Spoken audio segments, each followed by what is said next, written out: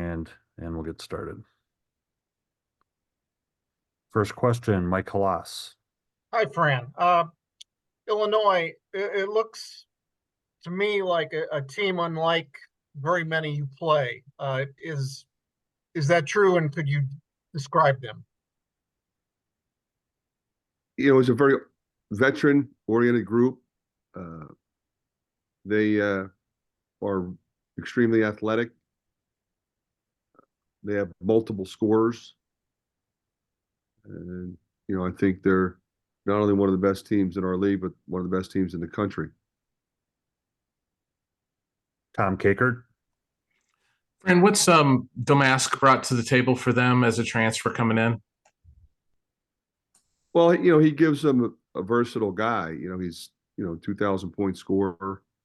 He can play the point. He can play off guard. He can guard pretty much 4 positions. He's, like I said, he's a veteran who doesn't rattle typically, makes plays, makes winning plays, and made a difference on that team. Elliot Clough.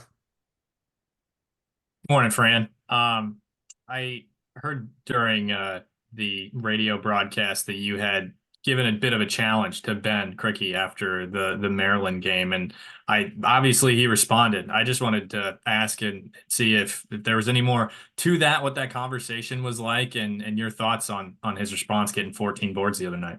Yeah, I'm not surprised. I mean, Ben is an awesome young guy. I mean, he's incredibly competitive, very talented. And, when I challenge somebody, I don't ever challenge them to do what they can't do. I challenge them knowing what they can do, what they're capable of. And, I told him what we needed more from him, and he responded. It's exactly what I expected to happen because of who he is. Tyler Tashman. Fran, hope you're doing well. Obviously there was with Connor leaving last season, there was kind of that took a hit to the leadership a little bit, but just wondering how you've seen guys grow as leaders maybe from the start of the year, and what has impressed you in that regard. Well, we've spoken many times on the obvious choices to replace that leadership, and it was Tony, Peyton, and Patrick. We have a pretty mature group of guys. You look at Ben and Josh Dix and DeSante Bowen, and even the freshmen, Price and Brock. These are Lodgy and Owen. They're character guys. They're motivated guys. They want to produce and they want to be good, and they're in the gym all the time, grinding and in the weight room. So they're willing to listen to those guys that have been through it before. And those 3 guys have done, I think, a really good job of not only communicating what's necessary, but competing at a very high level and showing the example that's necessary. So it's been fun to watch. Back to Tom. And you're going to end up playing Illinois twice in a short period of time. Is that a good thing?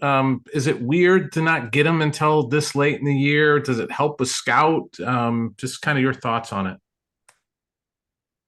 My thoughts are pretty basic. Whatever the schedule presents, you play the teams when they're there. There's no advantage. I don't think there's any disadvantage. As you said, it's strange. Some teams you play once, some teams you only play at home or on the road. Some teams you play twice. It is kind of strange that you play them twice at the end of the year. But, it's kind of consistent across the board. You just kind of play the teams that are there. Elliot. Fran, I know season obviously has its ups and downs, but one thing we've heard quite a bit from the guys during the downs was just about them sticking together. To me, the other night against Michigan, it was at Michigan State. I mean, obviously a tough environment. It just kind of appeared that the fruits of the labor there came to the surface. Yeah, I think that's true. It's a resilient group. we've had some tough losses. We've had some really good wins. And in those wins and losses, we really had to compete. They were all pretty close games. So you have to sort of connect in a way that enables you to stay together. And then if you make some mistakes or some things don't go right, where do you go from there? Do you stay together and learn from those mistakes, or do you point fingers and blame others for those mistakes? And this has been a really mature group that hasn't done that. They've stayed together, they've stayed positive, they've come to practice and work hard, and it's a great group to be around. Mike? In James Media Notes, it lists your February record since in the last 5, 6, 7 years, and it's quite good. What? How do you account for that? And what's the trick of teams not wearing down or not stalling out 20-some games into a season? I think, Mike, there's a lot of factors there. It starts with the character of the group that you have, and those teams that you're referencing. We could go through the rosters, but I mean, those teams had really good people. But the other thing is, it has to do with your strength coach, and it has to do with me and my staff. How hard do we push? Knowing and understanding, okay, you get back at 3 a.m. from Maryland and you got Wisconsin in 2 days. We're not going to have a 3.5-hour practice. We're going to cover what we have to cover, and we're going to stretch and maybe get a lift in, get loose, lock into the game plan, and get ready to play the next game. I mean, it's a long season. We went out to California. We've had some home games. We've been on the road, and you have to endure injury and sickness. Inevitably somebody's going to get the flu. Somebody's going to have the sniffles. You just sprained ankles, and you hope it's nothing more serious than that. So, our training staff, our strength and conditioning staff, our coaching staff, and our players truly understand, what's important and how hard to push. And you got to stay healthy. If you're going to do anything in February, you need your guys. Finish up with 3 more questions. Matt McGowan? Hey, Coach. So Peyton and Price, they've shared some time on the court these past few games. What's the bond like between them on and off the court?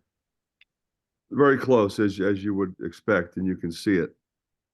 They had a great run at the high school level, and I'm thrilled to have them both, playing for us. Tyler? Yeah, I mean, you've talked a lot about just focusing on the character of guys in the recruiting process. How do you evaluate that? Is that talking to, coaches that have been around them, interactions with them? What goes into making sure you have the guys that are the right guys that fit in the locker room? Yeah, you get to know them, you get to know their families, you have multiple conversations with them and the people around them, and then you bring them to campus and you spend time with them, sometimes more than once, unofficially then officially.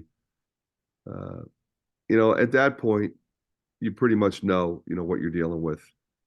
And, I think we're pretty good at identifying those kinds of people that we want, not only in terms of fit on the court, style of play, skill sets that they bring to the table, but how they would fit in the locker room. And probably the best example of all that was a couple of years ago when we were basically in a bubble. You better have a character group that loves each other and understands each other and remains committed to the ultimate goal.